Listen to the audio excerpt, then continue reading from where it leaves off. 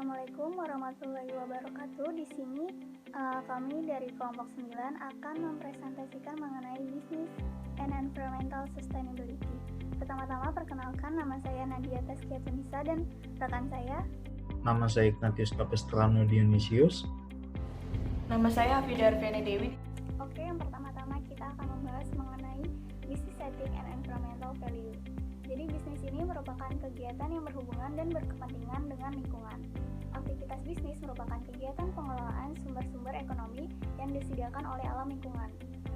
Oleh sebab itu, relasi antara etika, bisnis, dan lingkungan hidup ini sangat erat sekali. Hal ini mengandung pengertian jika bisnis itu membutuhkan bahan baku dari alam. Bagaimanapun, alam itu harus diperlakukan secara layak tanpa harus merusak habitatnya. Ini semua merupakan tanggung jawab suatu perusahaan yang sebagai pelaku bisnis yang bersifat eksternal. Bagaimanapun perusahaan harus mempunyai tanggung jawab dan sosial untuk memperbaiki dan melindungi lingkungan ke arah yang lebih baik. Etika ini seharusnya berorientasi untuk mengembangkan kesadaran bahwa pelestarian lingkungan juga untuk kepentingan makhluk, baik makhluk hidup ataupun mati. Yang dimaksudkan adalah bagaimana kita bersikap terhadap alam ini, apa yang sebaiknya kita lakukan dan apa yang sebaiknya kita tinggalkan, apa yang seharusnya dan yang tidak seharusnya kita lakukan terhadap makhluk lain seperti tumbuhan, hewan, tanah, air, dan lain sebagainya. Contohnya kayak perusahaan The Body Shop. The Body Shop itu tidak melakukan animal testing pada produknya sehingga tidak menyakiti hewan. Selanjutnya ada Business Environmental Responsibility, ada 3. Yang pertama The Market Approach, The Regulatory Approach, dan yang terakhir ada The Sustainability Approach. Yang pertama kita ke Market Approach-nya dulu. Jadi masalah lingkungan ditinjau dari persepsi para pembela pendekatan pasar bahwa masalah lingkungan adalah masalah ekonomi yang patut mendapat solusi ekonomi. Pada dasarnya, masalah lingkungan ini melibatkan alokasi dan distribusi dari sumber daya yang terbatas. Pasar yang efisien dapat menanggapi tantangan lingkungan, terlepas dari peduli atau tidaknya kita terhadap alokasi sumber daya yang tidak dapat diperbarui seperti minyak dan gas. Contohnya bisa kita lihat dari salah satu tanggung jawab yang bisnis terhadap lingkungan adalah berhubungan erat dengan limbah dari hasil produksi yang kita buat. Di sini kita itu diharapkan agar dapat membuat masyarakat ini tidak merasa terganggu dengan limbah yang kita produksi. Misalnya dengan membuang limbah pada tempat yang layak, atau misalnya kalau ada limbah yang berbahaya kita dapat mendaur ulangnya agar tidak membahayakan bagi lingkungan sekitar. Selanjutnya ada The Regulatory Approach, konsensus yang muncul terkait tanggung jawab lingkungan dari bisnis melalui pendekatan peraturan ini bahwa masyarakat memiliki 2 kesempatan untuk menetapkan tanggung jawab lingkungan perusahaan. Sebagai konsumen, individu dapat meminta produk yang ramah lingkungan di pasar, namun sebagai warga negara, individu dapat mendukung legislatif terkait lingkungan. Selama bisnis merespon pasar dan mematuhi undang-undang, bisnis telah bertanggung jawab terhadap lingkungan. Contohnya seperti mobil SUV yang boros bahan bakar dan dianggap berbahaya bagi lingkungan, tapi tetap melakukan produksi karena tetap adanya permintaan pasar. Selanjutnya ada The Sustainability Approach, di mana pembangunan yang berkelanjutan adalah pembangunan yang memenuhi kebutuhan saat ini tanpa mengkompromikan kemampuan generasi yang datang untuk memenuhi kebutuhan mereka sendiri. Selanjutnya dapat dilihat dari model arus sirkular. Di samping itu bahwa rumah tangga menghasilkan faktor-faktor produksi seperti sumber daya alam, sumber daya manusia, modal, dan skill itu akan dijual kepada perusahaan yang sehingga menghasilkan barang dan jasa hasil produksi. Selanjutnya di bawahnya yang nomor 2 ini, perusahaan itu membalas jasa atas faktor-faktor produksinya melalui sewa, gaji atau upah, bunga, dan laba kepada rumah tangga. Rumah tangga ini menghasilkan penjualan hasil produksi untuk konsumsinya. Selanjutnya ada peluang bisnis dalam ekonomi yang berkelanjutan. Mengapa sih sebuah perusahaan ini harus mengajar strategi yang berkelanjutan? Setidaknya ada 5 alasan kenapa kita harus mengajar strategi yang berkelanjutan. Yang pertama itu keberlanjutan adalah strategi jangka panjang yang bijak, di mana bisnis perlu mengadopsi praktik yang berkelanjutan untuk menjamin keberlangsungan hidup jangka panjang. Perusahaan yang gagal beradaptasi terhadap kurva dari penurunan ketersediaan sumber daya alam dan kenaikan permintaan perusahaan yang saling mengerucut beresiko akan kehilangan kelangsungan hidup mereka sendiri. Yang kedua, ada potensi pasar yang besar belum terpenuhi. Di antara perekonomian dunia yang sedang berkembang ini hanya dapat dipenuhi dengan cara yang berkelanjutan. Yang ketiga, ada penghematan biaya yang signifikan dapat dicapai melalui praktik yang berkelanjutan. Bisnis melakukan penghematan biaya ini dapat dilakukan dengan penghematan penggunaan energi dan bahan baku yang tidak hanya akan mengurangi pembuangan limbah lingkungan, namun juga berarti mengurangi pengeluaran yang sia-sia. Meminimalkan limbah adalah hal yang masuk akal atas dasar finansial maupun lingkungan. Yang keempat, terdapat keunggulan kompetitif bagi bisnis yang berkelanjutan, di mana perusahaan yang berada di depan kurva berkelanjutan ini akan memiliki dua keunggulan. Yang pertama yaitu melayani konsumen yang peduli lingkungan dan menikmati sebuah keunggulan kompetitif untuk menarik para karyawan yang memiliki rasa bangga dan puas karena bekerja di perusahaan yang maju. Yang kelima ini, keberlanjutan adalah strategi manajemen risiko yang baik, di mana menolak untuk bergerak menuju keberlanjutan akan menawarkan banyak hambatan yang ingin dihindari oleh perusahaan inovatif. Menghindari peraturan pemerintah yang akan datang adalah salah satu manfaat yang nyata. Perusahaan yang mengambil inisiatif untuk bergerak ke arah keberlanjutan kemungkinan juga akan menjadi perusahaan yang menetapkan standar dari praktik terbaik dalam bidangnya. Pertama-tama saya akan menjelaskan prinsip untuk bisnis keberlanjutan. Yang pertama itu ada konsep ekoefisiensi, di mana ini adalah cara bisnis untuk dapat berkontribusi pada keberlanjutan dengan cara mengurangi penggunaan sumber daya alam dalam siklus produksinya. Contohnya di sini adalah PT Sinar Wijaya Plywood Industries, di mana perusahaan ini bergerak di bidang pembuatan plywood atau triplek dan decking. Perusahaan ini juga meyakini bahwa keberlangsungan kegiatan proses produksi tidak dapat mengabaikan pengelolaan lingkungan yang baik secara berlanjut. Lalu selanjutnya ada biomimicry atau closed loop production, di mana konsep ini berusaha memadukan apa yang saat ini dibuang dari proses produksi kembali ke proses produksi tersebut dengan tujuan untuk mengubah hal tersebut menjadi hal yang baru. Contohnya di sini, Coca-Cola memproduksi produk baru dengan nama New Coke yang diperuntukkan untuk pasar minuman soda diet.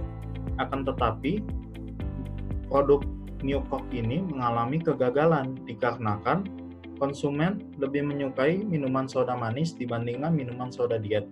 Oleh karena itu, New Coke tidak dipasarkan lagi dan Coca-Cola pun memproduksi Coca-Cola yang normal ke pasar karena lebih diminati oleh konsumen. Lalu selanjutnya ada cradle to cradle responsibility, di mana suatu konsep di mana perusahaan sadar akan tanggung jawab untuk memproduksi barang tanpa limbah. Contohnya adalah perusahaan Timil.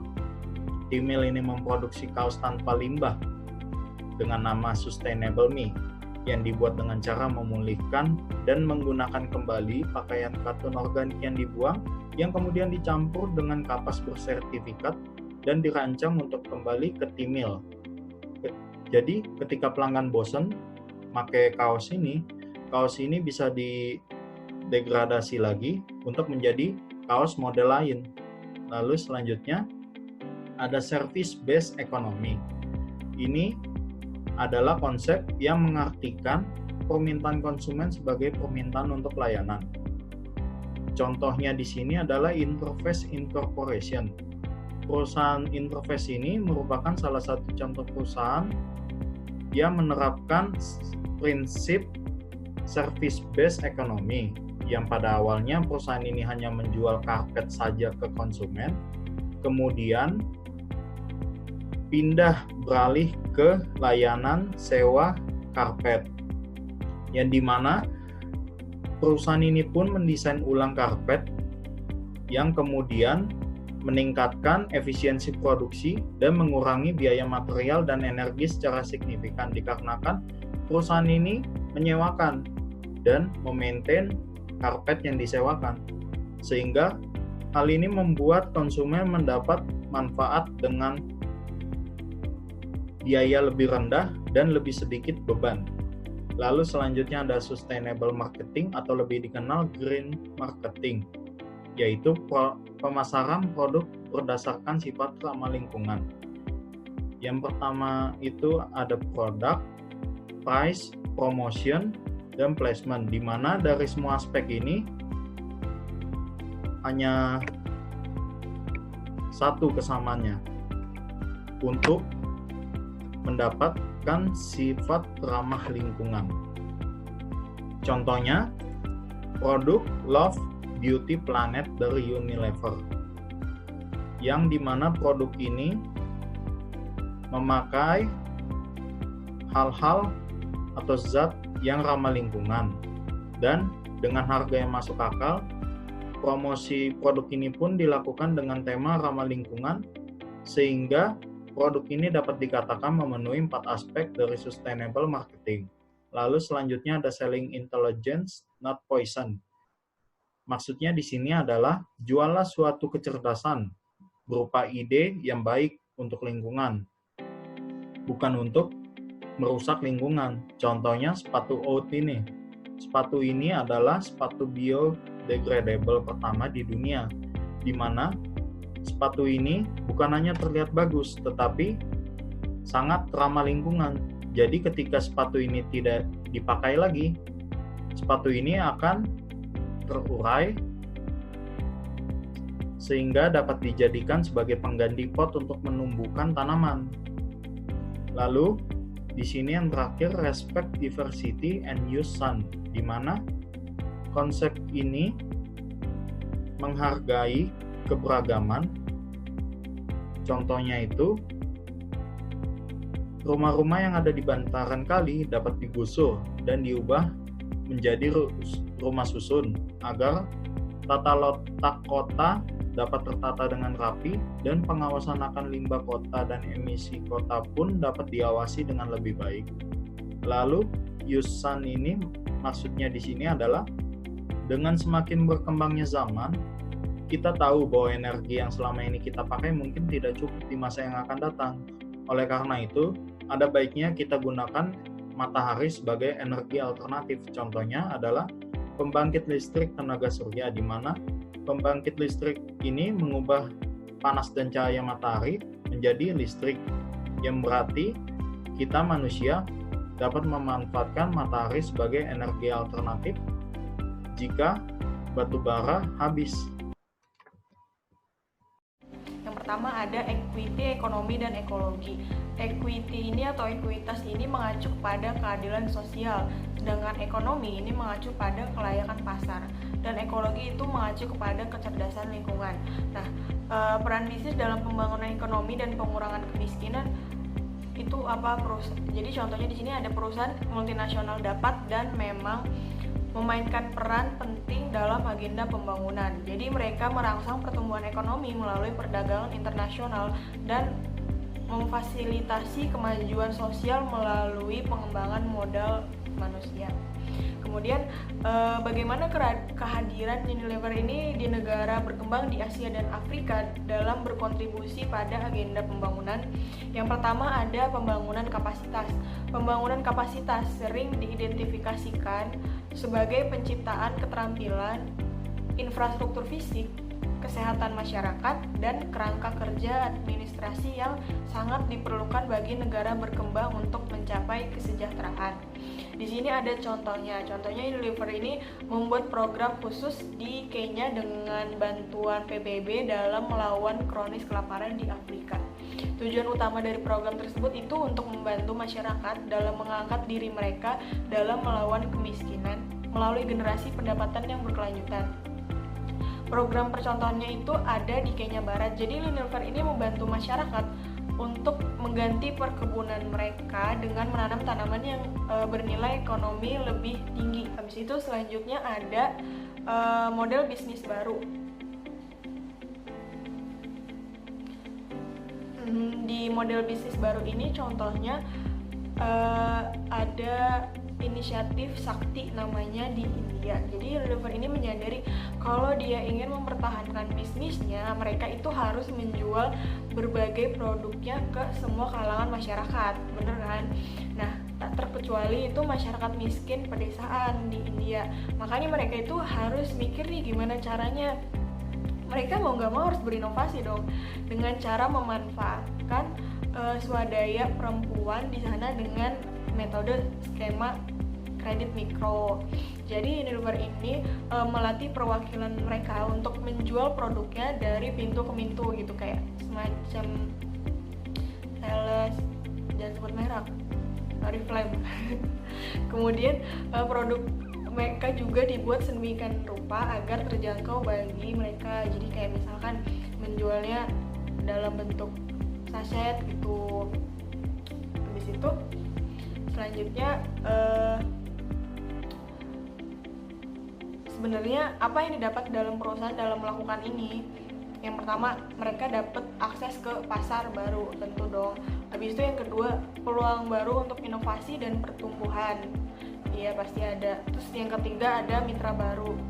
Iya pasti. Nah yang keempat itu dalam jangka panjang ini menghasilkan kepercayaan, dan kepercayaan masyarakat itu sesuatu yang tanpanya itu pertumbuhan berkelanjutan itu nggak mungkin ada gitu, nggak mungkin dilakukan gitu.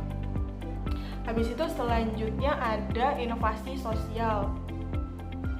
Inovasi sosial ini itu menemukan produk dan layanan baru yang tidak hanya memenuhi kebutuhan fungsional konsumen untuk makanan lezat atau pakaian bersih, tapi juga memenuhi aspirasi mereka yang lebih luas sebagai warga negara. Contohnya ini adalah Dove gitu. Dove ini memiliki misi sosial untuk mengubah pandangan stereotip orang tentang kecantikan wanita. Mereka menyadari bahwa banyak iklan-iklan yang menggambarkan kecantikan wanita dengan cara yang gak realistis, kayak cuman wanita-wanita kulit putih aja yang dianggap cantik atau semacam seperti itulah. Dan hal ini tuh mendorong Dove itu untuk membuat gerakan self-esteem fund. Dove itu membantu wanita dan remaja putri khususnya untuk melihat melalui kecerdasan yang menembus dunia mode, dan melakukan hal itu untuk membangun harga diri mereka menjadi lebih baik dengan penampilan mereka sendiri, kayak biar lebih pede gitu. Kalau cantik tuh gak cuma yang putih doang gitu. Selanjutnya ada keberlanjutan. Keberlanjutan ini sendiri gak hanya mencakup pertimbangan lingkungan, tapi juga sosial dan ekonomi. Jadi contohnya ini, Unilever ini memutuskan untuk berkomitmen untuk membeli semua tehnya itu dari sumber yang berkelanjutan. Jadi dia minta kayak semacam LSM gitu, internasional, untuk mulai mengaudit perkebunan mereka apakah betul atau tidak gitu, berkelanjutan atau enggak gitu. Habis itu selanjutnya yang terakhir nih, untuk meringkas ada 6 kunci untuk presentasi saya. Yang pertama, bisnis itu dapat memainkan peran yang efektif dalam pembangunan dan pengurangan kemiskinan, seperti yang ditunjukkan oleh anak perusahaan Unilever di Afrika Selatan, Indonesia, dan Kenya. Yang kedua, model bisnis baru seperti Sakti itu dapat menjangkau yang termiskin dari yang miskin, dan pada saat yang sama mereka menghasilkan tingkat pertumbuhan yang cepat pada tingkat profitabilitas yang baik. Yang ketiga itu merek dapat menjadi agen perubahan sosial positif. Contohnya kayak Dove tadi, masing-masing secara terpisah menangani masalah sosial atau malnutrisi, penyakit diare, dan harga diri wanita. Yang keempat itu ada bisnis harus benar-benar berkelanjutan nih. Ini adalah win-win solution. Jadi keputusan Unilever itu untuk membeli teh dari sumber yang berkelanjutan adalah kabar baik bagi petani, kabar baik bagi konsumen, dan kabar baik bagi lingkungan dan masuk akal bagi bisnis. Sekian presentasi dari saya. Saya mewakili dari teman-teman saya, dari kelompok saya. Kalau ada kurangnya mohon maaf. Assalamualaikum warahmatullahi wabarakatuh.